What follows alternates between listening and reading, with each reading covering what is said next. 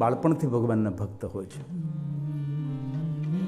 ब्रह्माजी ने कहा कि नारद, सती ने जगती हित के लिए सुंदर विचरण किया है. इत्थम विहारे, अपनी रुचि अनुसार. इत्थम विहारे रुचि रे, दूसरों की रुचि ध्यान में रखकर नहीं, अपनी स्वयं की रुचि.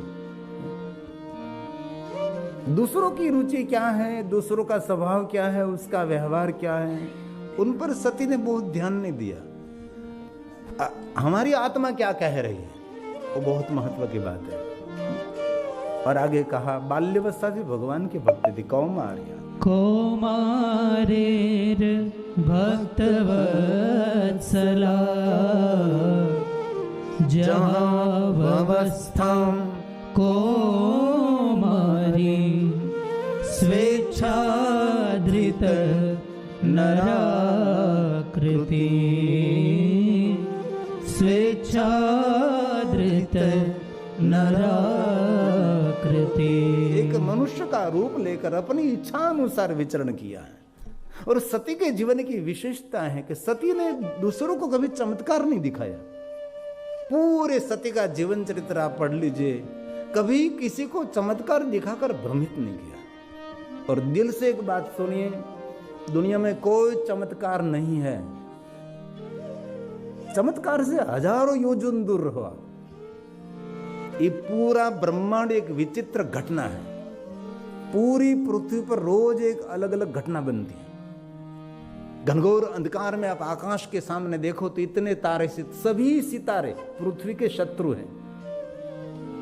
अवकाश यात्रियों ने कहा, एक भी इसमें से उसका स्थान छोड़कर जो पृथ्वी के साथ टकरा जाए तो सब कुछ प्रलय हो सकता है. इस सब कुछ चलाने वाला कोई अलौकिक शक्ति, परब्रह्म, परमात्मा, निरंजन, निराकार है. इसलिए साधु पुरुष, महापुरुष, ज्ञानी पुरुष, विद्वान पुरुष कभी दुनिया को चमत्कार दिखाकर भ्रमित नहीं करते. जो कुछ आविष्कार हैं, ये चमत्कार से आविष्कार नहीं हुआ. उस लोगों ने पुरुषार्थ की, मेहनत किया, तब ये लाइट का संशोधन हुआ, ट्रेन का संशोधन हुआ, आपके देश में विमान का संशोधन हुआ. ये आपके देश की भेंट है ना, इंग्लैंड की भेंट है. राइट बद्र, यहाँ से विमान उड़ा पहली बार, यहाँ से ट्रेन चली पहली बार इस धरती से. एक कैमरे की शोध हुई, ये टेलीविजन, ये मोबाइल. पहले तो मोबाइल नहीं था, घर में डबला था फोन का, इसमें फोन आता था. बाद में तो एक पेजर आया, घर में फोन आता, पेजर में नंबर आता था. तो ये लोग घर पे जाते, कोई नंबर फोन आ रहा है, पेजर था एक. इसमें से मोबाइल की शुरुआत हुई, इसमें डिजिटल मोबाइल, इसमें से स्मार्ट मोबाइल आ गया. ये आविष्कार किसने किया? हमारे जैसे वैज्ञानिकों ने किया. इतना बड़ा भयंकर कोरोना चल रहा था, चमत्कार से कोरोना की दवा मिली. डॉक्टरों ने संशोधन किया, दिन रात कमरे में बंद होकर रसायन मिलाते रहे, प्रयोग करते रहे और दुनिया को एक वैक्सीन दी कि भाई उससे कोरोना से आपकी सुरक्षा हो सकती है. इसलिए बहुत हृदय से आप सभी को मैं हृदय से कहता हूँ, जहाँ चमत्कार की बातें हो रही है वहाँ से दूर रहो. ज्योतिष की महिमा है, ग्रहों की गति की भी महिमा है, कुंडली की भी महिमा है. इसका कोई मेरा विरोध नहीं है. कुंडली के ग्रहों की भी महिमा है, लेकिन जिनकी मुंडली महादेव के चरणों में है, उसकी कुंडली सब महादेव ठीक कर देते हैं. जिनकी मुंडली में महादेव है, उसकी कुंडली उसको कुछ भी खराब नहीं कर सकती. सब कुछ सीधा चलने लगता है, क्योंकि शिव की दृष्टि मात्र से जगत संचालित है. इसलिए मैं तो गर्जना करके कहता हूं, महादेव का भजन करो, शिव का भजन करो. सभी ग्रह भी आपके लिए लाभ देने वाले होंगे. शिव की पूजा के लिए कोई मुहूर्त हम नहीं देखते कभी. कोई भी मुहूर्त में शिव की पूजा हो सकती है. जन्म और मृत्यु को एक मुहूर्त नहीं होता. अभी तो किसी को मैंने नहीं देखा कोई पंडित के पास गया और कहा कि मुझे एक श्रेष्ठ मुहूर्त निकाल दीजिए, मुझे मरना है. कभी नहीं हो सकता, कभी भी मृत्यु आ सकती है. इसलिए व्यर्थ ऐसी बातों पर ध्यान मत दीजिए. थोड़ी जीवन के प्रति सावधानी रहिए. आज से लगभग 6-7 साल पहले एक घर में मैं पधराने के लिए गया था, तो ये बहन इतनी रो रही थी, इतनी गजब की रो रही थी। मैंने कहा क्या है? उसने कहा कोई यहाँ आए थे, उसने कहा 3 महीने के बाद आपकी पति की मृत्यु है। बापूजी मैं कितनी छोटी हूँ, मेरा पति ही मेरा आधार है, और 3 महीने के बाद। और मैंने कहा बाद में उसने क्या कहा, तो कि इतनी पूजा करनी पड़ेगी, इतने मंत्र जाप करना पड़ेगा। मैं तो कितना खर्च बताया, तो कि इतना बड़ा खर्च भी बताया है। मैंने कहा बहन इस बातों से दूर रहो, तो सिर्फ आप ओम नमः शिवाय मंत्र का जाप करो। काल की गति में से रक्षा करने वाला, काल के मुख में से वापस लाने वाला कोई दुनिया में नहीं है, एक है महाकाल। काल की गति को भी रोक सकता है वो महाकाल है। 3 महीने में उसका पति मृत्यु होने वाली है। मैंने कहा उसको सब मना कर दीजिए, मुझे पूजा नहीं करनी, मुझे कोई जब तप नहीं करना, कुछ भी नहीं करना। उसने मना कर दिया। अभी भी उसका पति जीवित है, कितने साल बीत गए। इसीलिए ऐसी बातों से दूर रहो। श्रद्धा ईश्वर के प्रति होनी चाहिए, श्रद्धा हमारे के प्रति नहीं। और मैं बहुत दिल से कहता हूं, जीवन को बनाना है, जीवन को निर्माण करना है, तो कथाकार को नहीं पकड़ना है, कथा को पकड़ना है आपको। कथा में जो मैं कहता हूं उस बात को पकड़कर जीवन को अपडेट करें। कथा आध्यात्मिक मोटिवेशन है। आपके हृदय में परमात्मा के प्रति जो भाव है, इस भाव में मैं वृद्धि करता हूं। आपके हृदय में जो भगवान की भक्ति है, इस भक्ति अंकुरित हुई है, उनमें थोड़ा सा मैं जल सिंचन करता हूं। आपकी भक्ति का जो पौधा है, आपकी भक्ति का जो फूल खिला है, फूल मुरझा न जाए। इसलिए बार बार हम भगवान की कथा आपके समक्ष कहते रहते हैं कि भगवान के प्रति दिने दिने वर्धतम, दिने दिने भगवान के प्रति आपका प्रेम बढ़ा रहा है। यही हमारा भाव है। इसलिए वक्ता तो सिर्फ वक्तव्य दे रहा है। और मैं पहले दिन से कहता हूं, मैं मध्यस्थ हूं, मैं एक शिक्षक हूं, मैं एक टीचर हूं। जन्म से जरूर मैं साधु हूं, आदि जगत गुरु शंकराचार्य के परिवार हूं, उसमें मैं गिरिपुरी भारतीय हूं। मैं 10 नाम हूं। मेरा काम है शिव धर्म का प्रचार प्रसार करना, लोग जन जन तक महादेव की बात पहुंचाना। आदि जगत गुरु शंकराचार्य का हम सभी को आदेश है, प्रचार भी करना और शिव धर्म की रक्षा भी करना, वो हमारा कर्तव्य है। इसलिए कथाकार को पकड़ने की जरूरत नहीं है।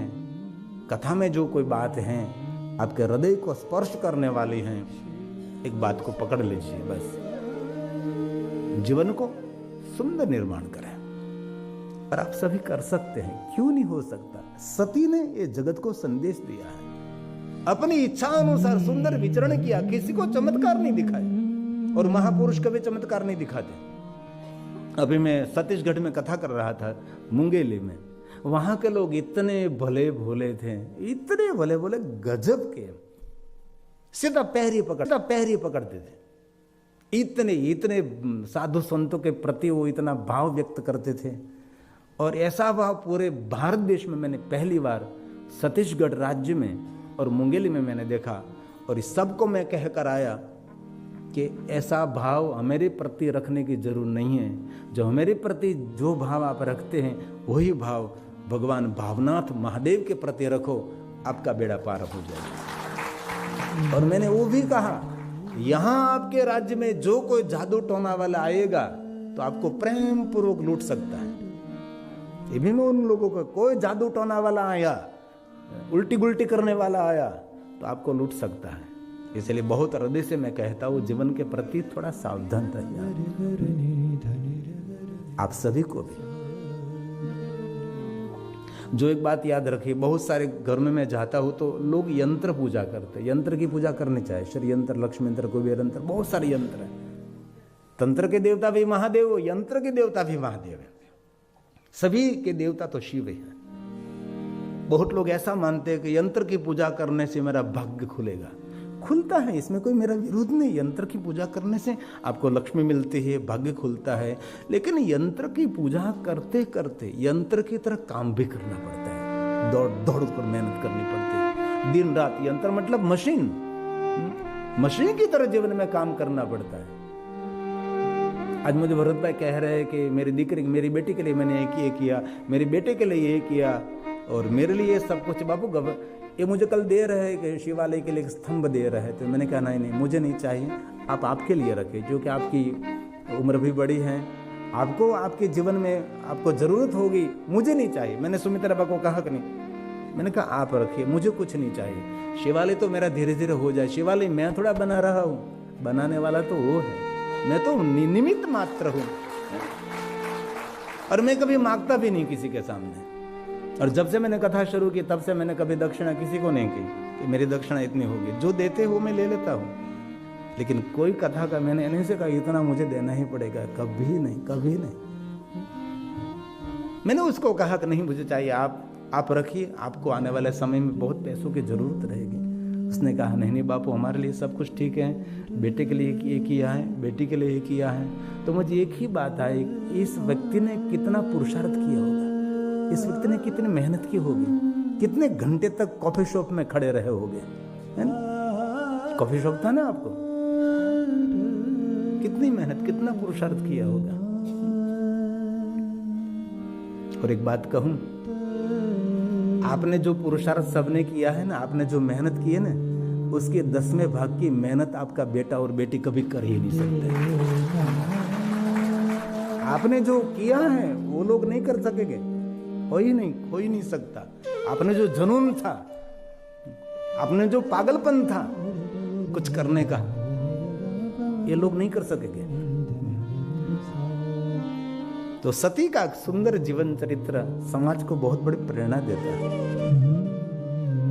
आइए थोड़ी मिनट के लिए मैं रुद्राष्टक का पाठ करूं। रुद्राष्टक हमारे रमीला बेन पूज्य बापू के भक्त हैं, है ना? रुद्राष्टक सबको मुख पाठ है ना। कितने व्यक्ति को रुद्राष्टक कंठस्थ हैं? रामचरित मानस रुद्राष्टक 1 2 शाबाश, तमने कंठस्थ છે, શાબાશ। ભાઈઓમાં બધાય આ બધાને કંઠસ્થ છે, બોલો।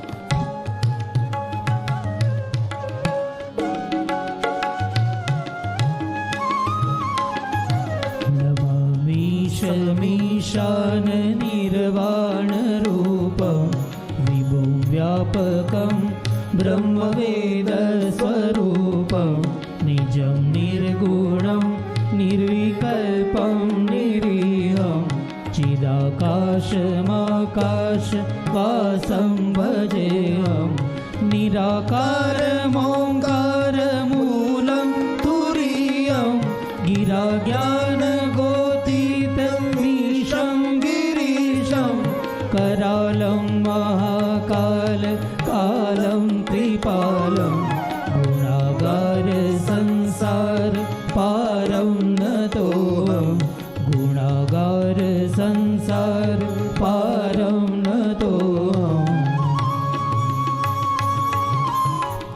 ये राग नरसी का प्यारा राग है। नरसी गाता था और भगवान दौड़कर पहुंचते थे। उसको कहते हैं ना केदार, ये जूनागढ़ से निकला। तुषाराद्रिशङ्काशगौरं गम्भीरं मनोभूतकोटि प्रभाषी शरीरं स्फुरन् मौलिकल्लोलिनी चारुगङ्गा लसद्बालबालेन्दु कण्ठे भुजङ्गं चलत्कुण्डलं शुभ्रनेत्रं विशालं प्रसन्नाननं नीलकण्ठं दयालं मृगाधीशचरमाम्बरं मुण्डमालं प्रियं शङ्करं सर्वनाथं भजामि प्रियं शङ्करं सर्वनाथं भजामि। रोज पाठ करिए। तुलसी का प्रसाद, रामचरित मानस का प्रसाद, उसका उद्गम स्थान महाकालेश्वर है, उज्जैन है। शिवप्रांति के तट पर काकभूषण की रक्षा के लिए गुरुदेव ने प्रार्थना की थी। अपने साधक की रक्षा के लिए गुरुदेव ने गाया था। प्रचंडं प्रकृष्टं प्रगल्भं परेशम् अखण्डम् अजं भानुकोटिप्रकाशं त्रयशूलनिर्मूलनं शूलपाणि भजेऽहं भवानी पतिभावगम्यं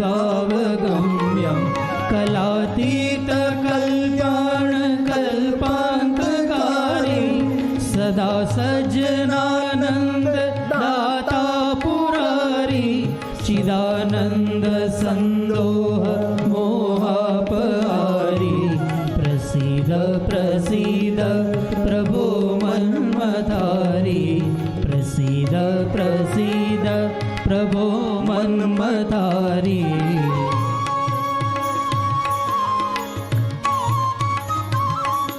ये रामचरितमानस तुलसी का प्रसाद घर घर तक पहुंचा है पूज्य बापू ने।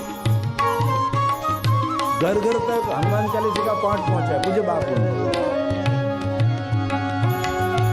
नया वधूमानाथ पादारविन्दं भजन्ति लोके परिवानराणां न तावत् सुखं शान्ति सन्तापनाशं प्रसीद प्रभो सर्वभूतादिवासं न जानामि योगं जपं नैव पूजा न तोऽहं सदा सर्वदा शम्भुतुभ्यं जराजन्म दुःखो तथा तप्यमानं प्रभो पाहि आपन्न मामीश शम्भो प्रभो पाहि आपन्न मामीश शम्भो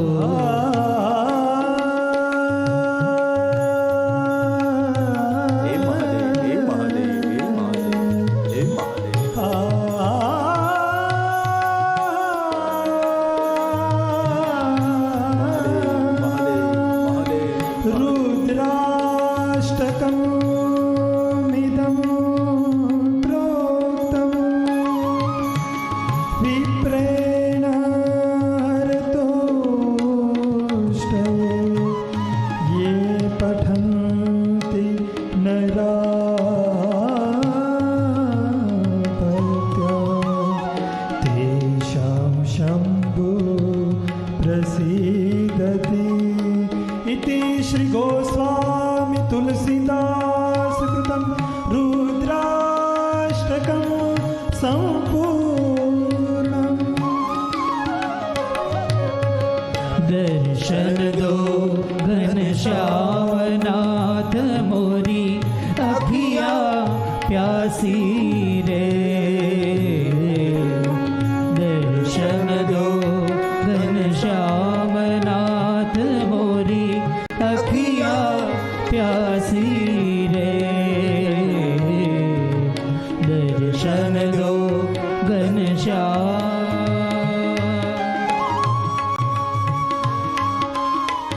नरसी को याद करे, जूनागढ़ को याद करे, गिरनार को याद करे, भावनाथ महादेव को याद करे।